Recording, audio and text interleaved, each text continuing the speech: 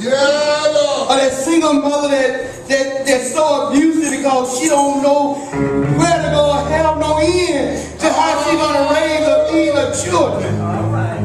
Or I'm going to be that dope daddy that had nobody to turn to tell them how much they love him. Nobody to tell him that Jesus is his answer. Where would I be if Jesus didn't love me? We take it for granted. And we don't think about when people are in conditions that we are not in. That maybe they didn't have anybody to really pray for them. Yeah. Maybe they didn't have anybody to tell them that God so loved the world. Yes. And he loved you also. Maybe there wasn't anybody strong enough to tell them, baby, I can't hold you up, but God, you can leave and depend on Jesus. So next time we looking down on somebody, next time we criticizing somebody, pitying somebody, just think about where you were before Jesus found you. Or better yet, before you found him, because he was never lost, we were. Oh, yes. And think about it. Yeah. It hadn't been for someone stronger to direct your path to the pathway of Jesus. Praying for someone instead of talking about someone. We thank God this morning. I thank you for all you choir. They done a beautiful job. Yeah. We have a lot of them out this morning, but they filled in perfectly. And I thank God for that musicians. Especially thank God for my pastor this morning. I rejoice because I get a lot of opportunity. A lot of sister pastors don't get in other churches. Maybe a couple boy or girl. And I thank God for that this morning for each and every one of you. And thank God for our praise team. Just thank God just for being God and being God all by himself. Oh, in the book of Luke, chapter 8. Praise the Lord. Thank God that I don't have to worry about why he loves me. I just rejoice in the fact that he does. People found a lot of fault in me. But God look beyond all that and still supplies our needs. And we sit back and count the cost, none of it would be worth it. So it's not a bragging game, not a boasting game, just the fact that God had mercy on each and every one of us. His grace has supplied the love that we all need and to guide us to understand that we will be nothing if it had not been for him. St. Luke, 3rd book of the Gospel of Jesus Christ.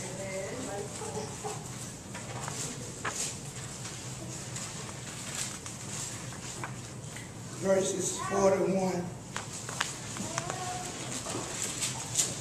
I'm still happy to know that we are doing our daily reading and showing our resources. And then I think this one been taught so many times to I'll be through in a minute. I'm gonna be through in a minute anyway, but you know. So you understand where I'm coming from, it makes it so much easier. Pastor what? What chapter did you St. Luke chapter 8, verses 41. Sorry about that. Matthew, Mark, Luke.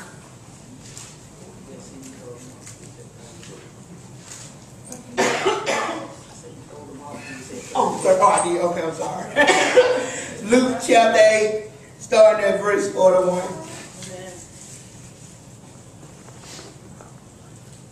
And behold, there came a man named Jarius, and he was a ruler of the synagogue. Yeah. And he fell in at Jesus' feet and besought him that he would come into his house. For he had one only daughter, about 12 years of age, and she was lying a dying. But as he went, the people thronged him. And a woman having an issue of blood, 12 years, which had spent all her living upon physicians, neither could be healed in her. Neither could be healed of any. Came behind him and touched the border of his garment. And immediately her issue of blood stopped. And Jesus said, who touched me? When all denied, Peter and they that were with him said, Master, the multitude throng thee and has pressed thee, and thou sayest thou, who touched me? And Jesus said, somebody have touched me. For I perceive that virtue is gone out of me. And 45 said, Jesus said, who touched me? And my question is, was it you? Was it you? Or better yet, like he said, was it me? We thank God this morning for this. I was reading over this, and it really, I said, well, it's something that preach all the time, but I like it. Ain't no new gospel. I like it. Yeah. And I thank God for what he has shown me this, because, you know, a long time, and I've heard Pastor say it a long time, and we don't ever think about it. It's just so many people, we wait till the last minute, and then we rush into places to do things, rush into Sunday school, rush into church, we already late. We never stopped to think that there might be something we can do, or somebody we can touch, or somebody we can help as we get ready to go where we want to go. As Jesus did here, going to Jarius' house to heal his daughter, but yet he was able to heal someone else along the way. And we're talking about the woman with the issue of blood. And I have to go back to Leviticus, to the laws and the statute that God gave Moses in the wilderness, so we can understand why this lady was tormented all these 12 years, and why she went here, went there, and why it was so prevalent that she touched Jesus' garment. And not so much as his garment, because I think I said it once before, there was nothing special about Jesus' garment. But there was something special about Jesus and the blood of Jesus. But our faith is what makes her whole.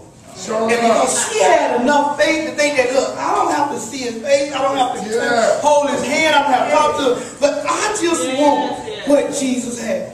So going back to that in the book of Leviticus, the 15th chapter, I think somewhere around there, tells us that the law is that when a woman have an issue, and it's an issue of blood, then she have to be put away for 7 days. And the 8th day, she had to show herself to the priest.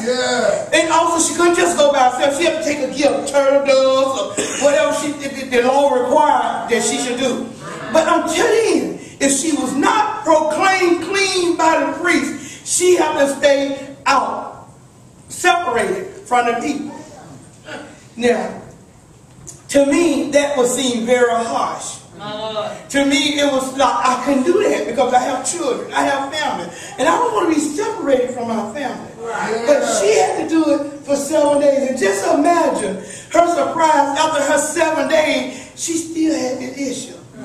It's a problem today, and I can't think of any woman could stand to live 12 years having that kind of problem. But back then, it was something that they had to deal with in a total different way. They didn't have the things that we have, the resources we have today to handle that kind of situation. So now she been 12 years, you just imagine, couldn't go to the marketplace, couldn't go to the temple.